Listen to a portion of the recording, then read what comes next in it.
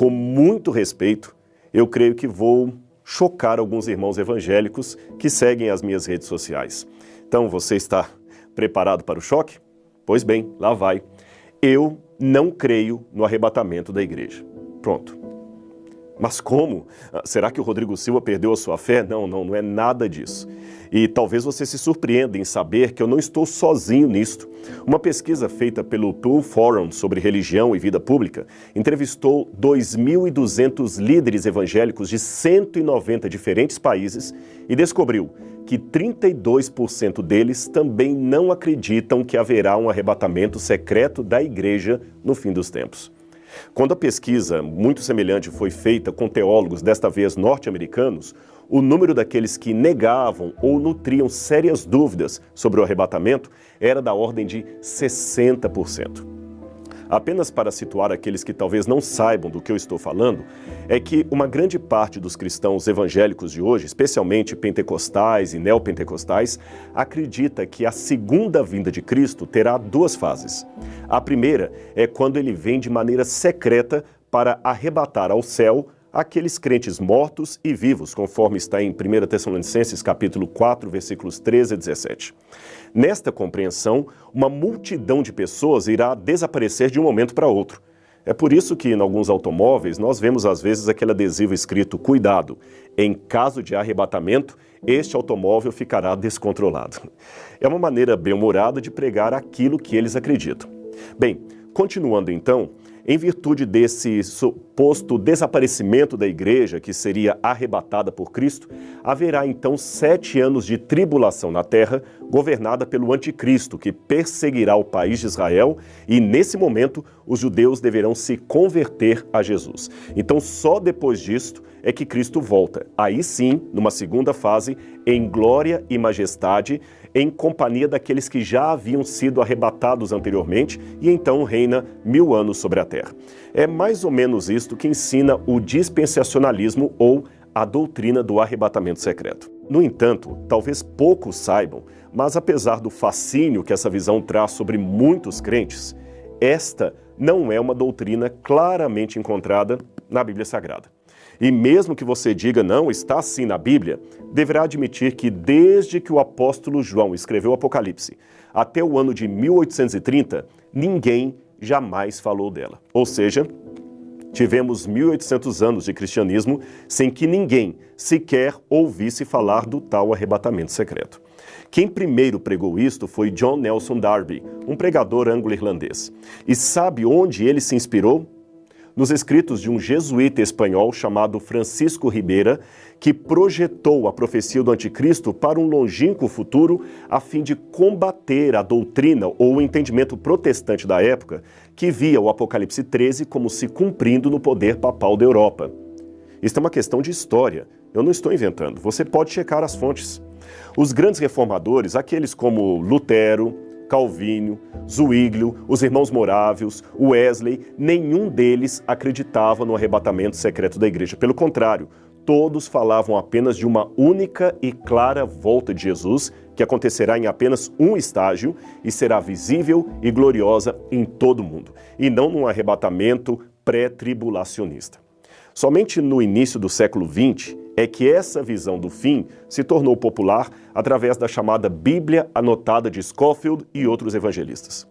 Agora, é estranho que uma doutrina assim tão complexa, tão bem elaborada como esta, e que seja supostamente bíblica, seja tão estranha na história do cristianismo. É estranho que nenhum servo de Deus a tenha percebido em 2000 anos de história da igreja. Uma vez um pastor evangélico muito consagrado a Deus, a quem eu respeito muito, me disse: "Mas Rodrigo, Deus tem de tirar o seu povo da terra antes que venha a grande tribulação." Veja, a história sagrada ensina que em todos os tempos, era ele argumentando, em todos os tempos de juízos divinos sobre as civilizações, Deus sempre livrou os seus fiéis.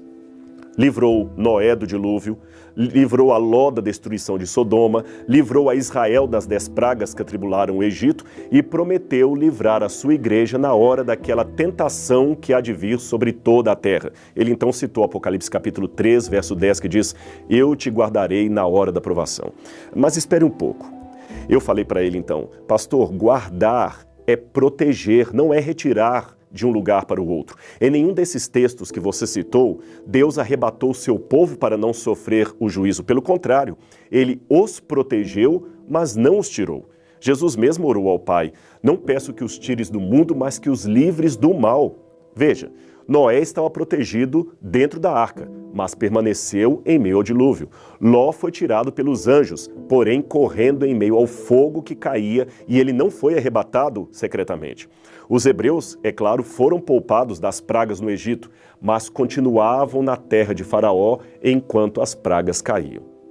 Com muito respeito pelos que pensam diferente, eu digo que não vejo na Bíblia Sagrada nenhuma passagem que ensine claramente a volta de Jesus em dois estágios, um secreto, o outro visível. Mas eu sei que alguém ainda dirá: Rodrigo, Paulo deixou bem claro em Tessalonicenses que nós seremos arrebatados para encontrar com o Senhor nas nuvens, e ser arrebatado é ser tomado de modo súbito, sem que ninguém veja. Ora, confira o dicionário e você vai ver que arrebatado não tem nenhuma conotação de ato secreto, nem em português, nem no grego, que era a língua original do Novo Testamento. Tanto é que a palavra harpazo, ou arrebatar, pode ser traduzida por roubar em Mateus 12, 29. E veja que ela claramente tem o sentido de algo visível, pois Jesus diz nessa passagem que ninguém consegue roubar ou arrebatar a casa do valente a menos que o amarre. Ora, se fosse algo secreto, o valente nem perceberia. Eu sei que o valente, nesse texto da Bíblia, representa o inimigo de Deus. E, como ser espiritual, ele tem que ser amarrado para que a igreja seja salva ou arrebatada.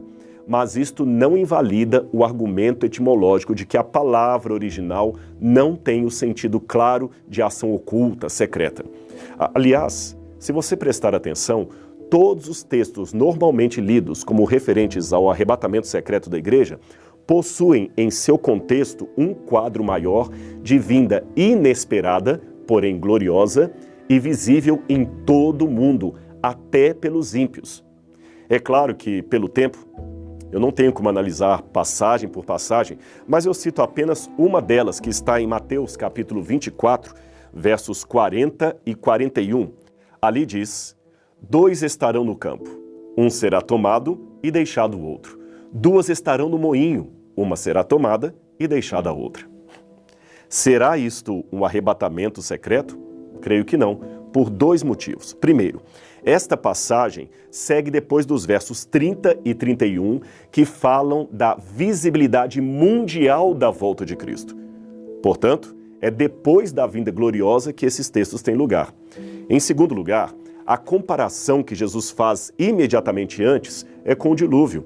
Esse é um dado importante para você entender essa passagem. Você pode ver na sua Bíblia. Ele fala: assim como foi nos dias de Noé, assim será a vinda do Filho do Homem. Nos dias de Noé, os homens não perceberam até que veio o dilúvio e os levou a todos. Note, os que foram levados pelo dilúvio são aqueles que se perderam. Aí ele arremata: do mesmo modo em minha vida, um será tomado e o outro deixado. Ou seja, um será levado, como os antigos foram levados pelo dilúvio, e o outro será poupado, como poupada foi a família de Noé. Logo, a análise textual nos indica que os que são deixados são os que se salvam, e os que são levados são os que se perdem. Veja com calma na sua Bíblia e você verá que é isto mesmo. Agora, a despeito de qualquer discordância interpretativa ou teológica, uma coisa eu posso dizer com muita convicção. Independente da religião que você professa, ou até mesmo da ausência dela, pois muitos preferem não seguir religião alguma, eu espero que você concorde comigo pelo menos nisto. Jesus ama a mim e a você. E se formos fiéis a Ele, Ele voltará para nos levar ao reino que Ele mesmo prometeu. A sua promessa não falha, e o Apocalipse é a certeza que nós dois temos disso.